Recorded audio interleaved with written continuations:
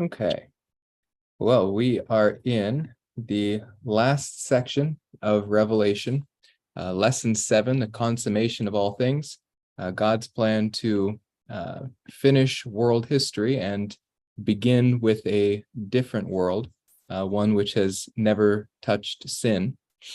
And so we are now looking at the eternal city, which will begin in the eternal state. It is described by the author of the book of Hebrews and by Paul as a city which is not part of the present creation, but it is part of a different creation. And so we are able to see it here in the new creation because it was not destroyed as part of this creation.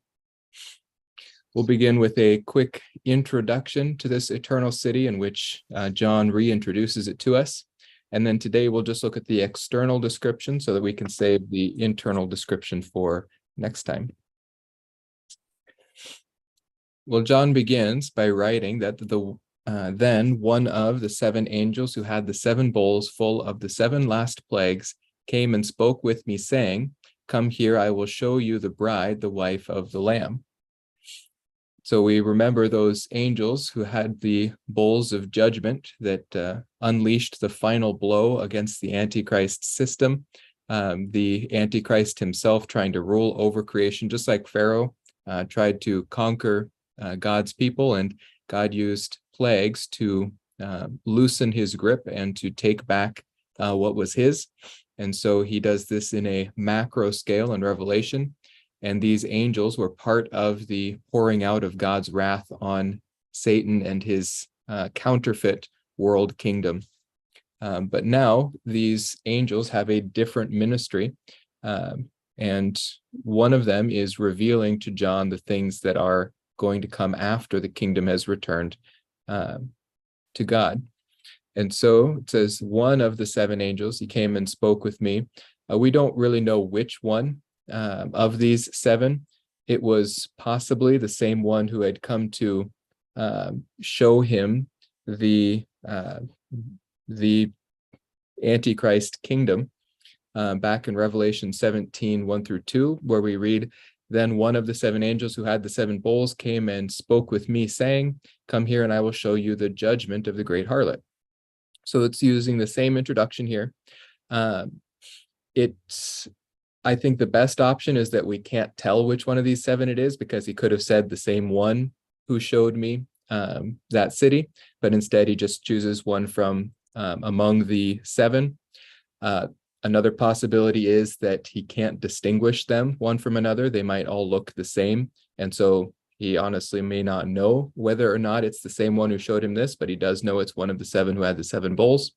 That's another good possibility. Or else the similarity in language may in fact determine that this is the same angel among those 7. But regardless, he is able to identify it as one from among the group who poured out the final bowls of God's wrath on the previous creation. But here in Revelation 17, we saw that he said, "Come here and I will show you the judgment of the great harlot." Whereas in Revelation 21, he says, "Come here and I will show you the bride of the Lamb." And so we do have this parallel in the book of Revelation, and it really could, I guess, be called the tale of 2 cities or 2 kingdoms, where we've got the false Messiah's false kingdom, and then we have God's true kingdom under the headship of his true Messiah, Jesus Christ. The first is given to us in the image of a harlot, one who harlots herself out to the kingdoms of the world. And the other is given to us in the image of a bride who is made perfect for her bridegroom. Notice that he doesn't just say, "Come here and I will show you the bride," as he said before, but he says here, "the wife of the Lamb." This is in a structure that's called apposition, which means he's renaming the same thing. I will show you the bride. The bride is now able to be called the wife of the Lamb, primarily because the wedding feast has finished. The marriage is completed. It is consummated. And now she is the wife of the Lamb, not just the bride.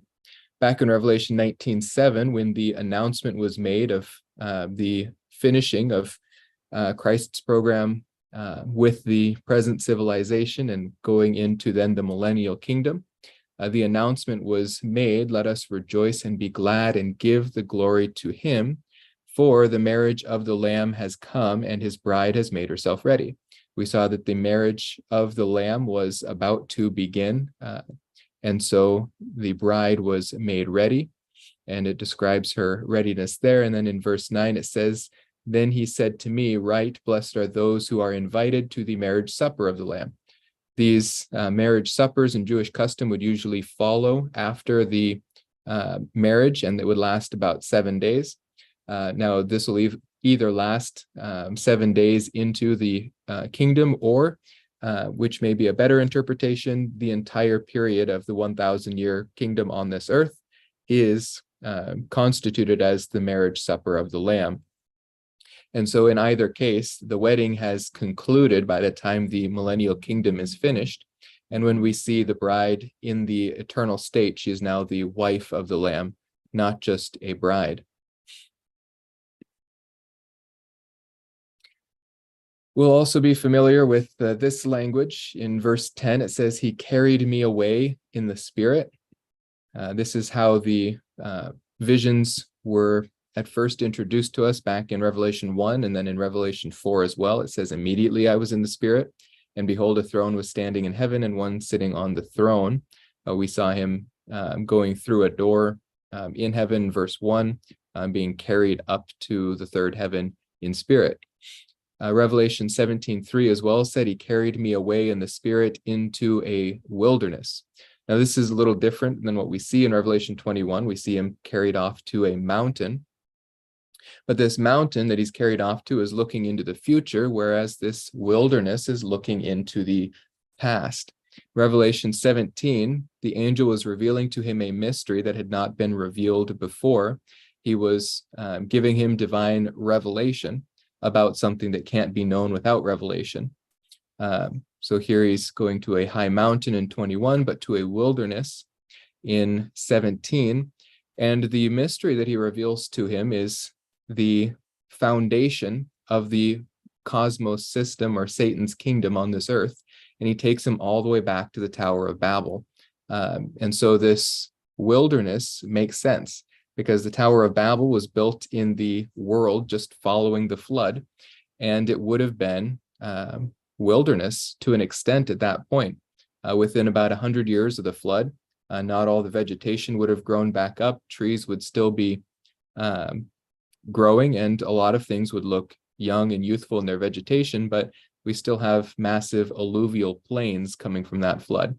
You can see here the area in which John was transported in his vision to see this woman in Babylon. And it's a wilderness even today, but back then, after the flood, it probably would have looked a lot more like this, with probably rivers running through it, but just barren land. And so there you have the Tower of Babel in this wilderness.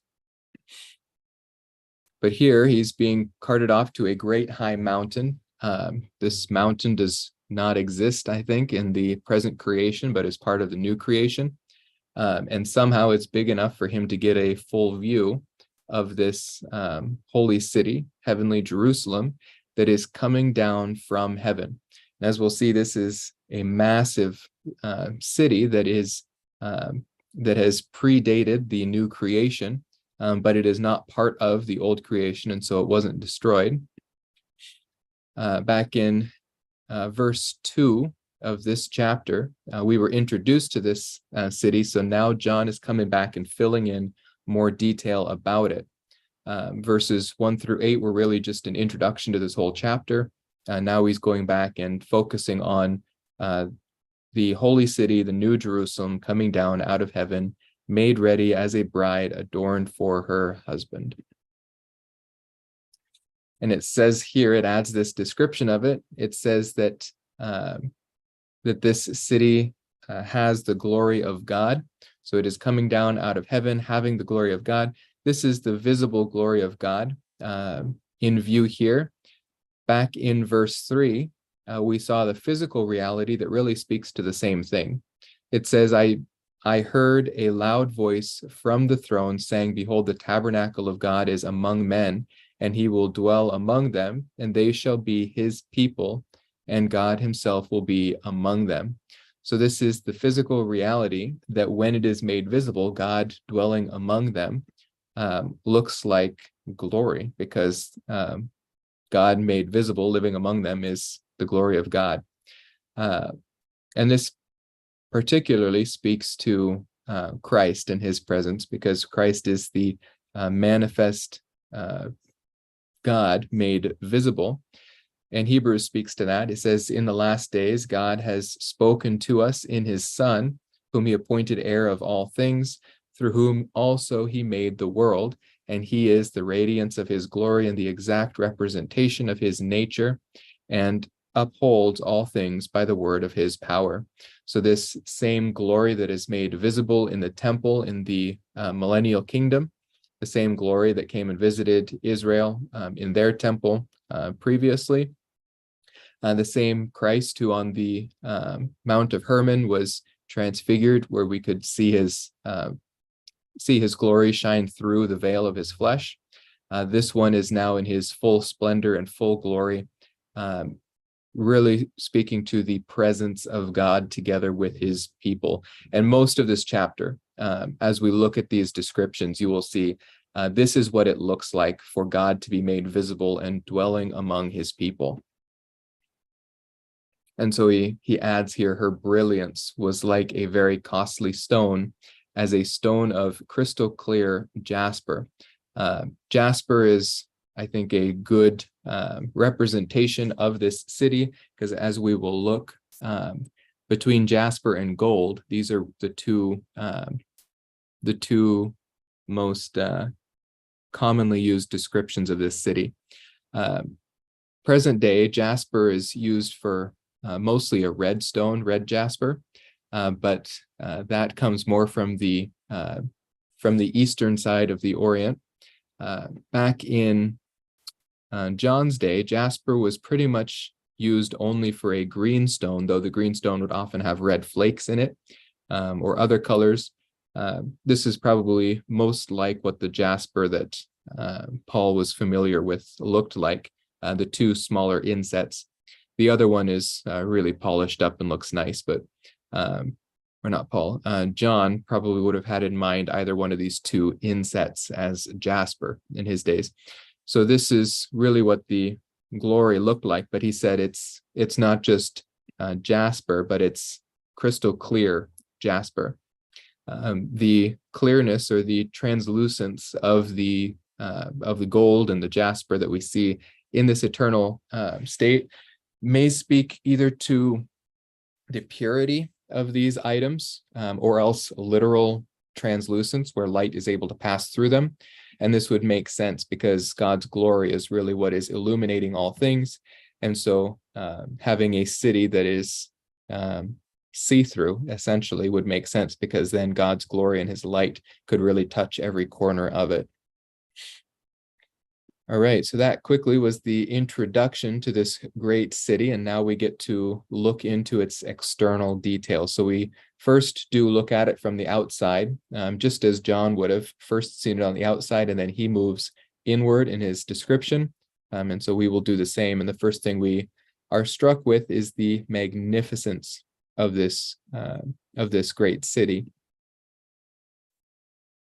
He says, first of all, that it had a great and high wall with 12 gates, and at the 12 gates, or at the gates, 12 angels, and names were written on them, that is, on the gates, which are the names of the 12 tribes of the sons of Israel. So you'll see here I made a few notations by these. The city doesn't need a great high wall for protection. There's no enemy that is coming after these inhabitants of the city, and as we'll see, people can move freely in and out of the city. It doesn't need to protect itself from an enemy, but it does still give us the understanding that this is a secure, strong, and beautiful city. So this probably does speak of our security within it. In the garden, there was the ability for one of God's angels to fall and to come in as a tempter and to lead astray humanity when they were not confirmed in the righteousness of Christ. And so where there was the ability to sin previously, there isn't now. But the garden was without a wall, and here we see a wall surrounding this city. And I think from that we can understand that we are secure within it. This is simply who God is. He gathers in his people like a mother hen. He has secured us within his presence. The 12 gates, as we'll see in verse 25, which I have here, says, "In the daytime, for there will be no night there, its gates will never be closed." So although there is a wall, this wall has gates going in and out of the city, and those gates, and although they have doors, they never close. And so the city really isn't to keep anything out or to keep anything in, but they are there as a demonstration of God's strength and protection. Hebrews 1:13, speaking of the angels here, it says, to which of the angels has he ever said, sit at my right hand until I make you your enemies a footstool for your feet? Are they not all ministering spirits sent out to render service for the sake of those who will inherit salvation? So these angels that we see at the gates, they're not to keep anything out or to protect the city. The city does not need protection. There is nothing out there to get them. But they're also not just there for beauty. Angels have function, and they offer service to those who are saved. Just as we ever will minister to God, these angels minister both to us and to God. So here there are 12 gates, and on these gates there are names written. These names, we are told, are the 12 tribes of the sons of Israel. Here's an artist's depiction of what that might look like. There's a name ascribed onto this gate. I don't know if that's what it's going to look like. She has it here in English and Hebrew. I don't know, probably just Hebrew. But we know that these gates will all permanently and forever bear the names of these 12 tribes of Israel. And so for all of eternity, they will be remembered as anyone passes in or out of this city. It also tells us where these gates are located. There's 3 on the east, 3 on the north, 3 on the south, and 3 on the west. I don't even really want to hazard a guess as to why he has east and then north and south and then west. I'm guessing he's looking at it from the east, and then he sees the north and the south on either side, and then he knows the west is on the other side. If he can't see it, perhaps he can see it. Some people try to, there's lots of random and weird theories about why he goes out of order here. I think it just is that there is no order to what he is giving us. He's just explaining what he's seeing. But the 3 gates on either side does make sense. It has historical precedent in Scripture. And this is just how Israel was encamped around the tabernacle when God's presence was first given to Israel. Again, everything here about the description of the city points towards God's presence dwelling among his people. In Numbers 2, we're told how they set up camp around the tabernacle after it was instituted under the law. The tabernacle was in the middle of the camp, surrounded by the Levites. We had Aaron and Moses and the priests on the east side, and then we had the Kohathites and the Merarites on the north and the south, and then we had the Gershonites on the west. And on each side of this tabernacle, there were 3 tribes that were to encamp there. So on the east, we had Judah, Issachar, and Zebulun. On the north, Dan, Asher, and Naphtali. On the south, Gad, Simeon, and Reuben. And on the west, Ephraim, Manasseh, and Benjamin. So those are all the smallest ones there on the west. Picture of them all laid out here. We've got, this picture does help you see a little bit. It is set up in a cross pattern. Some people have read into that. This points forward towards the cross. I don't think that's illegitimate. It actually is set up so that this cross pattern has one long tail, where the three largest of the groups are set up on the east, and then the three smallest are set up on the west, and then the three that equal each other are on either side, the north and the south. So I think if there's any reason to how he's listing these out, it may have to do with how this camp was set up. However, when they were told to set up in this way, it started with the east and then went to the north and then the west and then the south. So it doesn't copy from numbers. And that's why most people think that some people think that there is no connection in how he has listed them out. But again, the point is that God, in his presence, when he manifested himself on earth for the first time since Eden, chose to do so in the center of the camp of Israel. And they were all drawn closely to him by this and surrounded him in his presence, whereas here he is surrounding them in his presence. So on the wall of the city, it had 12 foundation stones as well. So now we've seen the gates of the city. We've seen the wall of the city. Now we're looking at the 12 foundation stones, which make up the base of the wall. On them, there were 12 names of the 12 apostles of the Lamb. So this is a different crowd than the 12 leaders of the 12 tribes. In Hebrews, though, we're told about the foundations of this city. Apparently, they're very important.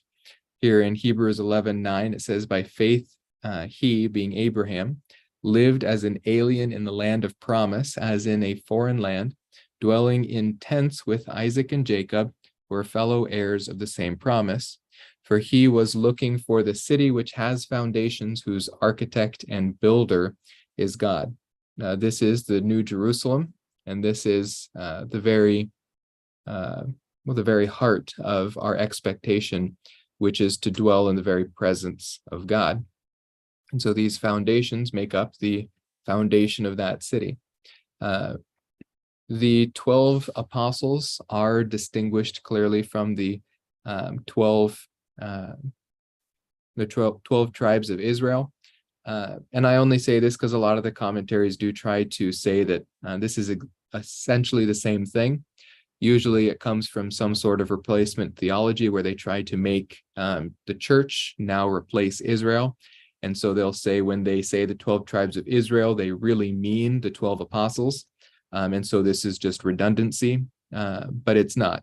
Here in Matthew 19:28, we see Jesus distinguish the apostles from the 12 tribes of Israel when he tells the apostles, "Truly I say to you that you who have followed me in the regeneration, when the Son of Man will sit on his glorious throne, you also will sit upon 12 thrones, judging the 12 tribes of Israel." So he puts them over the 12 tribes. But in Ephesians 2:19, he says, "So when you are no longer strangers and aliens, but you are fellow citizens with the saints and are of God's household, having been built on the foundation of the apostles and prophets, Christ Jesus himself being the cornerstone." So this is in Ephesians with Paul's argument here that the dividing wall between Israel and the church has been taken down since the law has been finished in Christ. And so now they are able to come together in one new body, which is the church, not the church replacing the old body, but it is something brand new. And its foundation is the apostles and prophets. So this city is built in such a way to commemorate how the church was built. And we see a distinction in this city in the very way that it is built, a distinction between Israel and the church. But we see harmony and unity between them. They remain distinct, but they dwell in the same city. So here's zooming out a bit. We see this artist's rendition. We've got the gate. We've got the name of one of the tribe of Israel on it. And here along the side, we've got the names written in foundation stones. She's got it here in all different world languages. But she's got these 12 stones stacked up, listing the names of the apostles. I don't think it's going to look exactly like that, but I think her guess is as good as mine about how exactly it's going to be set up. All right, after looking at the general introduction to the appearance of this city, we are given measurements for the city, and this is why I say it's quite a massive city that we're looking at.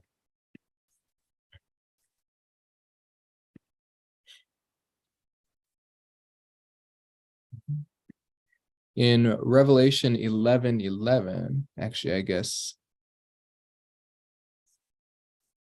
let's look at the verse first.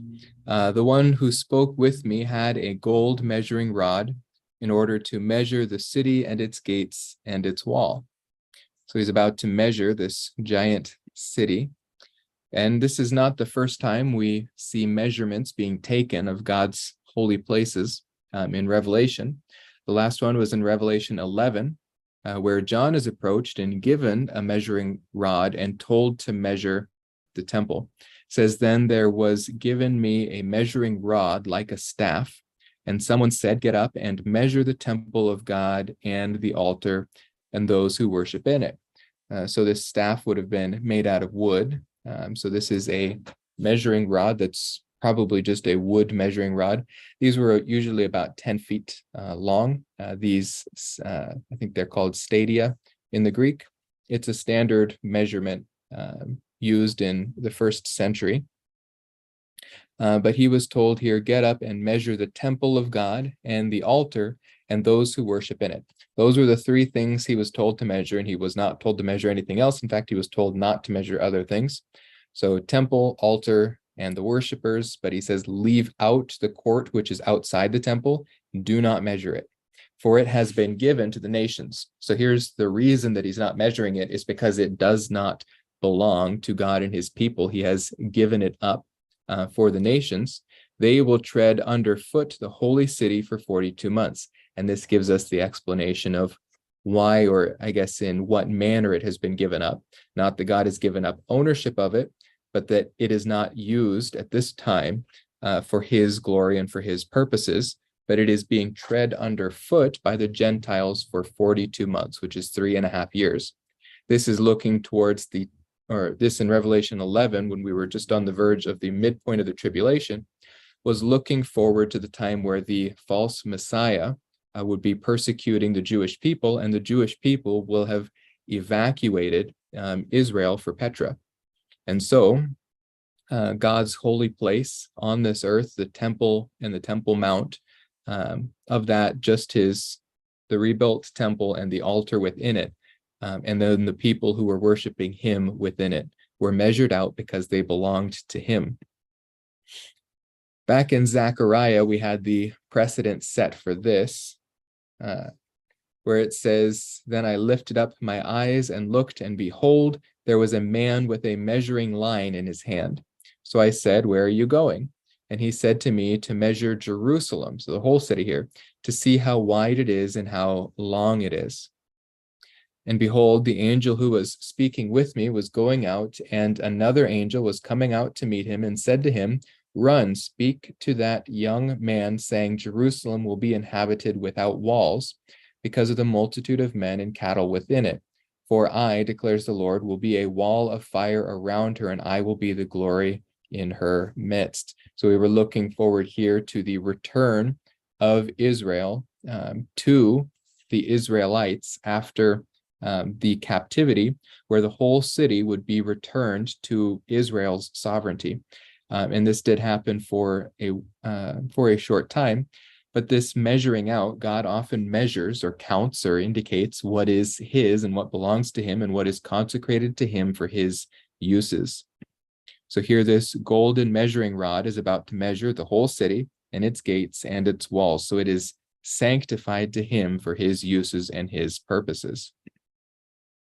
In verse 16, then, we get these measurements of all these things that God said to measure. Begins by saying the city is laid out as a square, and its length is as great as its width. So we've got 2 dimensions here, length and width, and it's in a square. He measured the city with the rod, and he found that it was 1,500 miles, both wide and long. And 1,500 miles, just keep this in your mind because it'll come in handy later, is 7 million feet about. Now, this 1,500 miles is rounded up. There's two different figures given for it, depending on what the standard cubit is, because this is given in cubits. It's either 1,380 miles or 1,342 miles, depending on the measurement of a cubit, but it rounds up just easily here in the translation, I guess, to 1,500 miles, which is about 7 million feet. So somewhere in that ballpark. Now there's been lots of different means of comparing this to things we're familiar with. We being in the United States, I think the best one for us is it stretches from the Pacific coast all the way to the Missouri River, the Mississippi River, or it goes all the way from the Atlantic Ocean in, I think, as far as Colorado, the end of Colorado. So it's quite large. Others, it stretches from Rome to Jerusalem, or it stretches from Adelaide to Darwin in Australia. Any of those figures might help you, maybe not the Australia figure. But this is a massive, massive city, larger than anything that existed on this earth. And it may very well be that since this is a new heaven and a new earth, that the earth itself is expanded to fit this. But also we shouldn't be concerned about the physics of it, because when God created this creation, he created the physics to go along with it. There's no restraining what God can and can't do in this new creation. And if he wants to make the physics make this possible, if not probable or plausible, that's what he's going to do. He's giving us a description here of what he's actually seeing. So we know it's possible, and all things are possible with God. And this is the city in which we are going to reside in the new heavens and the new earth in his presence. Now, this is a common artist rendition of it. This is most likely what is being described here. If we look at the verse, it says that its length and width, and now he adds as well, and height are equal. So not only is it going to be 7 million feet long and wide, but it's also going to be 7 million feet high. Most do put it in a square. I think this is probably the best understanding of these dimensions here, but there are a few other possibilities given to us. Clarence Larkin and a few others point out the fact that a pyramid also has the same length, width, and height. This loses some of the imagery of the tabernacle, which I think is, or the Holy of Holies specifically within the tabernacle, which I think it is alluding to, and exchanges it for an image that looks more like the false messiah's attempts to make a kingdom. I don't think it is going to be a pyramid, but it is an interesting idea, and it doesn't contradict what the text says. So it has to remain here as an option. The other, and I think this is fascinating, I don't think the text actually points in this direction, but it's hard to strictly rule out. And we'll see why in a second when we get to the description of the wall. The other option that's given to us is, just like this present creation may have been created with a solid firmament or a solid atmosphere that helps the greenhouse effect in the pre-flood world, that this new creation is going to be surrounded by a crystal orb or globe, and that the city itself, this New Jerusalem, is itself the new planet that we will live on. So it would be a smaller planet the size of a moon. It would be a cube, and it would have a crystal orb around it, or perhaps a crystal box around it. And that would be why it's so shimmering and glittering to John. Now, this isn't a view held by many, but it's also not held by lunatics, really. So I'm hoping they have some good reasons for why, although they don't really explain it. I think J. Vernon McGee is one of the most common proponents of this idea that the New Jerusalem is a planet. It's just a square planet in the new creation. And he's got a reason for it, at least one reason for it. And this, because this verse kind of trips people up, they don't really understand what it means. If we've got this 7 million foot cube city, and then it has a wall around it that's 144 cubits or 216 feet. Now this can either be the width of the wall or it can be the height of the wall. If it's the width of the wall, as some try to argue, then it could be the width of the wall that is 7 million feet. The ratio of that is less than paper thin. But again, with the new physics in the new world, that's not really a problem, but it is odd. There also could be a wall around this 7 million foot tall city. And so it would be a very, very, very microscopic wall next to that great city. And so I think this is why people like J. Vernon McGee have preferred to see the width of this wall as being a wall that actually encircles the entire city as an atmosphere of sorts. So here's Clarence Larkin's view of that wall. He makes this 216-foot wall, I guess, in perspective. He puts it close to us and it looks bigger, but this is what he would be saying is 216 feet tall. And then the pinnacle of the pyramid in the middle would go as high as it is wide. This artist's rendition has, this is the wall very much enlarged so that we can see it, but that it's around the base of that cube. And the other option again is just that it's the width of the gold surrounding the cube. And J. Vernon McGee and others would say that this atmosphere around the cube is what is 216 feet wide, and that's what's called a wall. So any of them are possible. There's no precedent in the Greek language for calling an atmosphere a wall, but if it's a solid thing, perhaps that's the word that John used. So these are the three that I think can't really be ruled out that easy, but it's probably more likely a cube, and it probably more likely does speak of a wall around the cube that is not nearly as tall as the cube itself is. So why I think it's a cube is because, once again, this whole passage points towards the imagery of God's presence with man, or better said, everything leading up to this city has used cubes to indicate God's physical presence together on earth with people. So one, for example, was during the millennial kingdom, which is during Christ's reign on earth.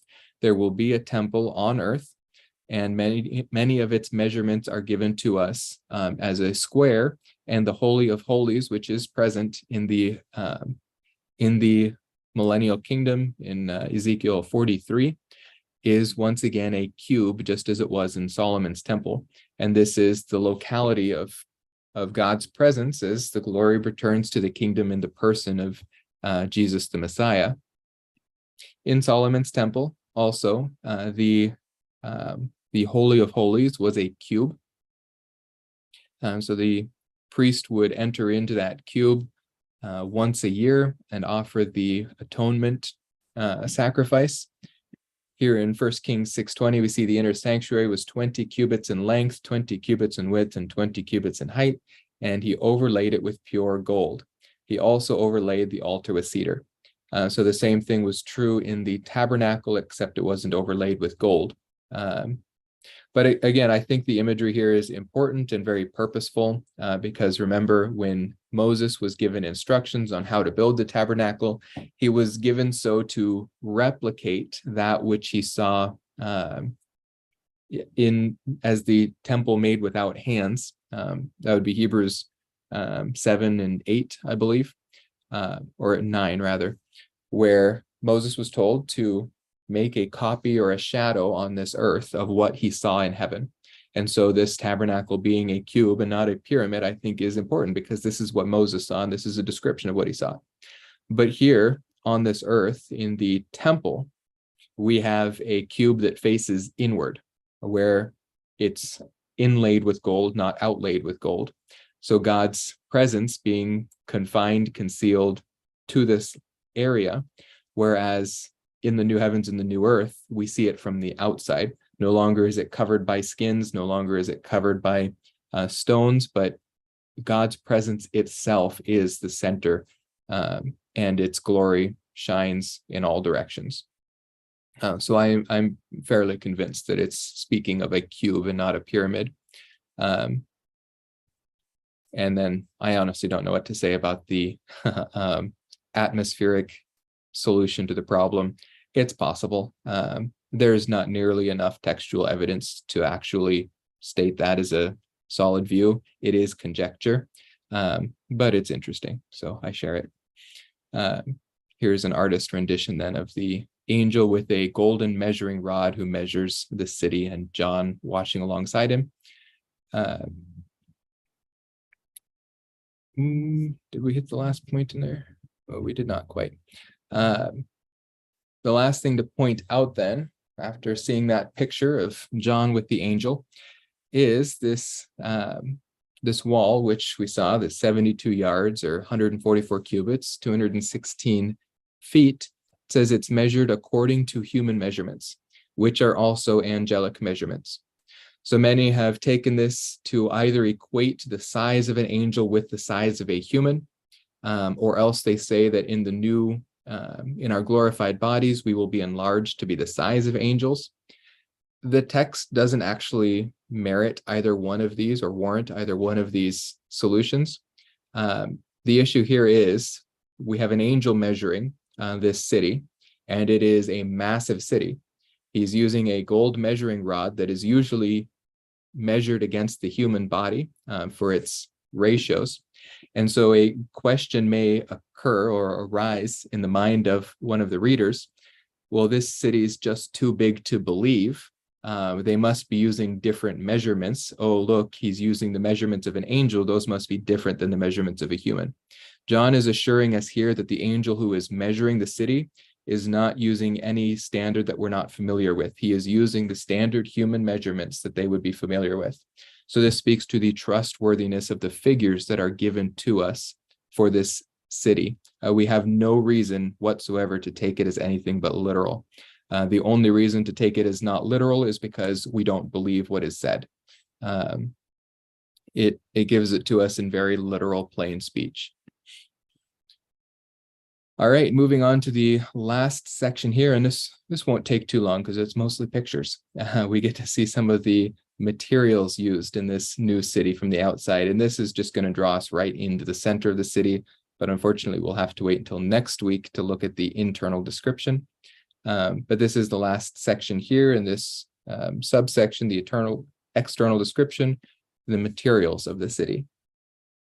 So he begins by telling us the materials of the wall, and they are predominantly jasper. In fact, we can probably understand that the city wall is made out of jasper, and then the stones that we'll see adorning it later are probably set inside this jasper.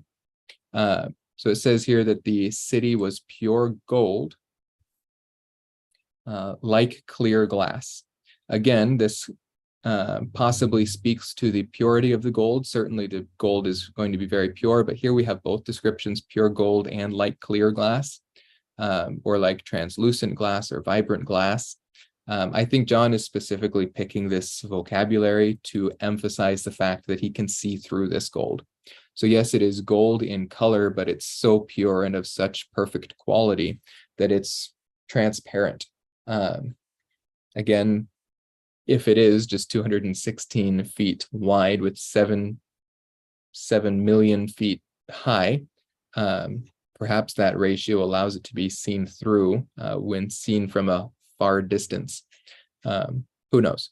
But the gold is so pure and so perfect, and it also appears to be clear, and God's radiance is able to pierce through even the materials that this is made of, although on this earth, not all these materials would be translucent. And again, I think this has a lot to do with the Holy of Holies being a golden cube on the inside, because it's said, or at least rumor has it, not many people saw the inside of the Holy of Holies, but rumor has it that when the priest would go in and the lights would be lit in the Holy of Holies, the gold that surrounded the walls, when it would refract off itself, would basically just turn into white light. And so this gold, even of not the purest pure that is possible in God's creation, but probably very good quality still on this earth, even that would just turn into white light in the Holy of Holies. So we can only imagine how beautiful it would be in this magnificent eternal state. So he moves then from the materials of the wall and the material of the city. So those are jasper and gold, and we'll look at what jasper looks like again here in a second. You know what gold looks like, and I don't have a picture of what pure gold that looks like clear glass looks like, because we don't have anything like that on this earth yet, but we will in the new earth. He continues on then to describe the foundation stones. He says the foundation stones of the city wall were adorned with every kind of precious stone. So these foundation stones are jasper, and they are decorated or adorned or inset with other precious stones. And it gives us this list of these 12 stones. We've got jasper again, sapphire, chalcedony, emerald, sardonyx, sardius, chrysolite, beryl, topaz, chrysoprase, jacinth, which is also hyacinth, and amethyst. So let's look at what those look like. And again, these are all fairly, or some of these are kind of difficult to place. So the goal is to get the best descriptions from old literature. Most of these don't appear anywhere else in scripture, so we have to depend on old writers like Pliny or Horace or sometimes Josephus to know how do they describe some of these materials. But to the best of our understanding, jasper was a green crystal. It did have some luster to it. At least it appears to have had luster to it. The stones that we see today that we call green jasper don't have much luster, but these would have been beautiful crystals as far as John understood them. There is also sapphire, which we do have a similar sapphire today as what they called sapphire before, although it appears it may not have been as translucent in John's day. It would have often been mixed with iron, and so it would have kind of a strong metallic-y look to this blue. Chalcedony, it's a green silicate that sometimes gets confused with copper. So it's kind of got that green copper look to it. Some call it a gray stone, some call it a yellow stone, some call it a blue stone as well. There is a chalcedony today that we have.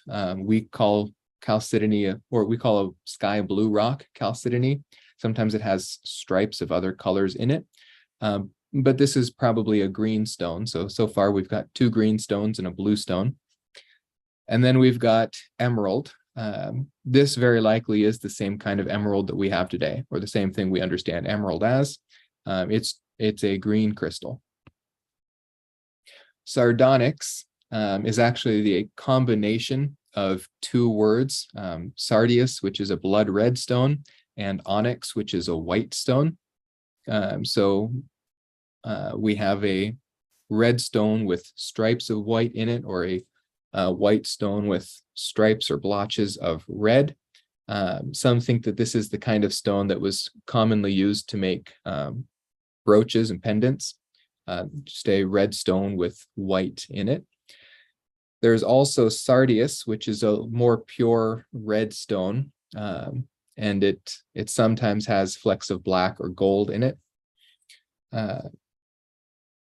Chrysolite is a more like a yellow green. It sometimes looks a little like topaz. It can be almost gold, but it is transparent, and it appears to have been transparent in in John's day as well, at least as far as Pliny tells us.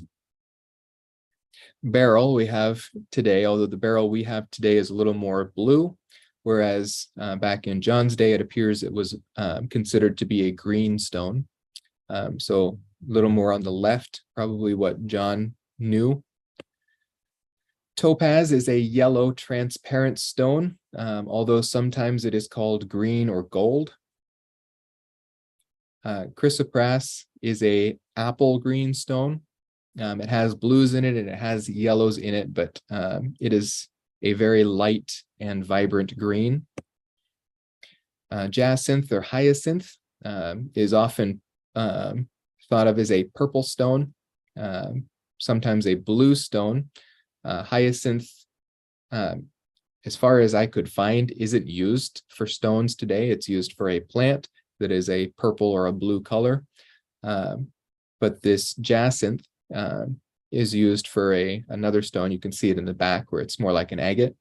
But it was known as purple or blue back in the 1st century. And then amethyst, which we're more familiar with as well. This is a purple quartz. So these are the colors of the walls. So they're all kinds of precious stones.